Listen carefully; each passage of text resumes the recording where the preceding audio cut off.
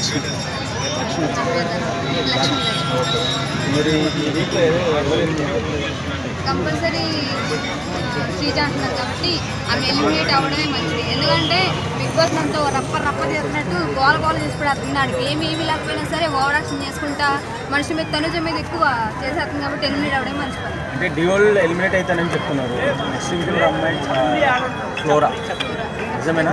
Flora ఇద్దరు compulsory double ఒక పెట్టుకి అది ఒక పదానికి రెండు పెట్టినట్టు ఇప్పుడు ఇద్దరిని లేపేయడం కాబట్టి మంచిది. ఎందుకంటే మళ్ళీ నెక్స్ట్ వేరే వాళ్ళు తీసుకొచ్చి మళ్ళీ వాళ్ళు కొన్ని రోజుల నుంచి మళ్ళీ తీసేయడం వల్ల బిగ్ బాస్కి ఏంటో యూస్ నాకు ఏం అర్థం కావాలి. వైల్డ్ కార్డ్ ఎంట్రీ గురించి ఏం చెప్తారు? దువ్వాడ మాధురి గారు వస్తున్నారు కదా, ఆమె ఇదే ఎంటర్టైన్మెంట్ ఇస్తుందా?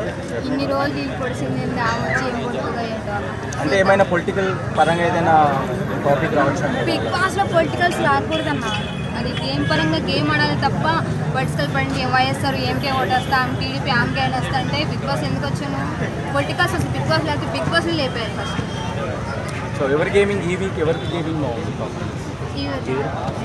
తనుజ నేను ఎవరికి సపోర్ట్ చేసినా ఆమెకు మాత్రం నేను పక్కా సపోర్ట్ చేస్తాను. ఎందుకని? రీజన్ ఏంటి? గేమింగ్ బాగుంటుందా? యాక్టివ్గా ఉంటుంది? యాక్టివ్గా ఉంటుంది. ఆమె పద్ధతి మాట్లాడే విధం ఎంతమంది టార్గెట్ ఏం చేసినా సరే ఆమె ఆడుతుంది, ఫైనల్ వస్తుంది, విన్ అవుతుంది. అంటే మిగతా వాళ్ళ గురించి ఏం చెప్తారు?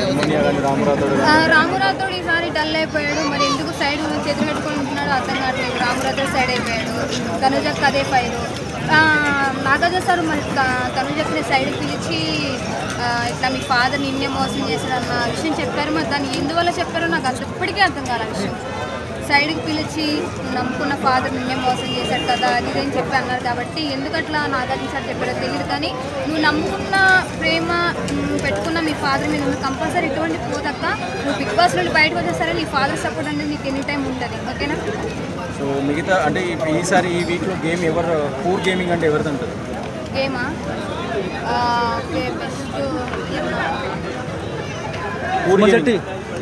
సుమన్ శెట్టి. పూర్ గేమింగ్ అంటే నేను బాగా అర్థం. సుమన్ శెట్టి గేమింగ్ బాగాలేదు అంటున్నారా? సుమన్ శెట్టి గారి గేమ్ బాగుంది. నేను పూర్ గేమింగ్ అని లక్ష్మా పోతుంది. ఈ వీక్లో అంటే టాప్ 5 ఎవరి పేరు చెప్తాను? టాప్ 5 రామురాథోడ్, తనుజక్క, ఇమానీలలో కొంచెం అంతే. ఈ ముగ్గురు చాలా. మిగతా వాళ్ళు రిధి చౌదరి కానీ రిధి చౌదరి పవన్ అసలు నిజంగా ఎలిమినేట్లో పవన్ ఎందుకు లేడో అదంటే ఇంకా డెమన్ పవన్ ఎందుకు రావట్లేదో అర్థం కావట్లేదు. మిగతా అందరికి ఎలిమినేషన్స్ వస్తున్నాయి, వీళ్ళు ముగ్గురు ఎందుకు రావట్లేదు అసలు? వాళ్ళ గేమింగ్ బాగాలేదని చెప్తున్నారా? గేమింగ్ కాదు, ఎందుకు ఎలిమినేషన్ రావట్లేదు వాళ్ళు అసలు? మిగతా వాళ్ళందరినీ కొంచెమైనా ఆడి కొంచెం ఏదైనా ఎంటర్టైన్మెంట్ చేయడానికి ఏదో ఒకటి చేస్తున్నారు. వీళ్ళు ముగ్గురు ఎందుకు టార్గెట్ చేయట్లేదు నాకు అర్థం కావట్లేదు. అంటే టార్గెట్ అండ్ ఐ మీన్ వాళ్ళు గేమింగ్ చేయట్లేదని చెప్పేసి అంటే ఇప్పుడు ఏమిటంటే బిగ్ బాస్కి గేములు ఇవన్నీ ఏం కాదు. లవ్ చేసుకున్నామా, తిరిగామా, చేసుకున్నామా అన్న విధిలో చూస్తేనే యూత్ అనేది కనెక్ట్ అవుతుంది. కాబట్టి ఇప్పటికీ రన్ అవుతుందంటే కేవలం వాళ్ళ ముగ్గురు వాళ్ళే. కాబట్టి వాళ్ళు మాత్రం ఎలిమినేట్ చేయరు. ఏదో లాస్ట్ వరకు తీసేస్తారు. కానీ ఫైనల్ వరకు మాత్రం తన దగ్గర ఉంచుతారు.